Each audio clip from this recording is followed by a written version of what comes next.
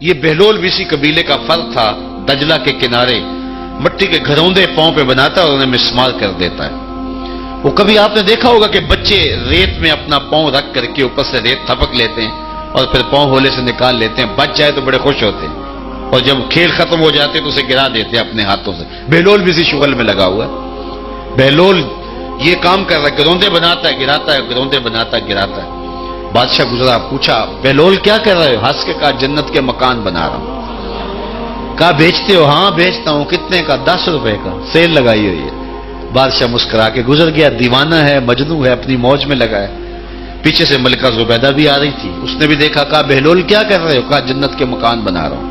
کہا بیچتے ہو؟ ہاں 10 روپے کا بیچتا ہوں۔ 10 روپے بادشاہوں کے لیے کیا ہوتے ہیں؟ 10 درہم نکالے، اس کو دیا، اس نے دریائے دجلہ میں پھینک دیا۔ فقیر اتنی دیر تک فقیر نہیں بنتا، داتا صاحب فرماتے جب تک مٹی کا ڈھیلا اور سونے کی ڈلی اس کی نظر میں برابر نہیں ہو جاتا۔ اور ایک مکان کے گرد، ایک وہ گروندے کے گرد دائرہ لگایا، کہا یہ تیرا ہوا۔ ملکہ گزر گئی، بادشاہ بھی چلا گیا، شام کو اپنے محل میں پہنچے۔ بادشاہ سویا، منظر جاگا کہ حشر کا دن ہے، پھر جنت کا منظر ہے، جنت میں بڑے بڑے خوبصورت مکان ہیں۔ ایک مکان تو بڑا ہی اچھا لگا، تو جی چاہا کہ اس مکان کو دیکھوں۔ تو جب قریب گیا تو دروازے پہ لکھا تھا ملکہ زبیدہ۔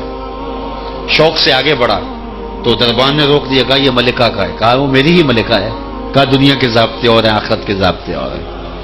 بادشاہ کی آنکھ کھل گئی، بے چین ہو گیا، ملکہ کو بیدار کیا، کہا تو کون سا نیک عمل کیا ہے؟ میں نے جنت میں تیرا یوں مال دیکھا۔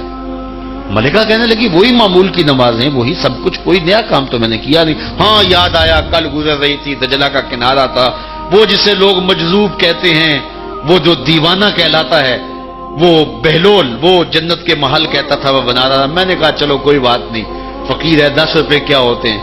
تو میں نے 10 روپے کا ایک محل خریدا تھا۔ بادشاہ سر پکڑ کے بیٹھ گیا، وہ تو مجھے بھی کہتا تھا۔ میں دیوانے کی بات سمجھ کے گزر گیا۔ اگلے دن بادشاہ قصدن گزرا۔ جب قصدن گزرا نا تو دل دھڑک رہا تھا کہ کہیں مجذوب پھر آج مل جائے اور اسی موج میں ہو تو کام بن جائے۔ دیکھا تو بہلول وہاں بیٹھا ہوا ہے، آگے بڑھ کے دیکھا تو کام بھی وہی۔ بادشاہ پھر رک گیا، پوچھا بہلول کیا کر رہے ہو؟ اب دل دھڑک رہا تھا کہ مجذوب ہے، کوئی اور بات کہہ دے تو چلو اچھا ہو کہ وہی جواب دے دے۔ اس نے وہی جواب دیا، جنت کے محل بنا رہا ہوں۔ بادشاہ کا کچھ دل ٹھہرا، پھر کہا اچھا بیچتے بھی ہو؟ ہاں ہاں بیچنے کے لیے بنا رہا ہوں۔ بادشاہ ادھر جیب میں ہاتھ ڈال رہا ہے اور ادھر پوچھ رہا ہے کتنے کا؟ کہا آدھی حکومت لگے گی۔ کہا کل تو 10 روپے کے بتا رہے تھے۔ کہا کل تم نے دیکھا نہیں تھا، آج سودا دیکھ کے لے رہے ہو۔ اللہ تعالیٰ ارشاد فرماتا ہے انما تنذر من اتبع الذکر وخشی الرحمن بالغیب، جو ان ڈٹھے سودے کرتے ہیں، جو بغیر دیکھ کے کرتے ہیں۔ اچھا چلو ایک خوشخبری میں آپ کو بھی سناؤں، اور وہ خوشخبری رسول اللہ کی زبان سے۔ حضور نے فرمایا طوبی لمن رآنی وآمن بی وطوبی 7 مرات من لم یرانی وآمن بی۔ فرمایا صحابہ تمہیں مبارک ہو ایمان کی کہ تم نے مجھے دیکھا اور میرے اوپر ایمان لائے، اور کہا انہیں 7 مبارکیں ہوں جنہوں نے مجھے دیکھا بھی نہیں ہوگا اور پھر بھی ایمان لائیں گے۔ انما تنذر من اتبع الذکر وخشی الرحمن بالغیب فبشرہ بمغفرۃ واجر کریم۔ ان کو بشارت دے دیجئے بڑی عزت والے اجر کی اور خوشخبری بھی۔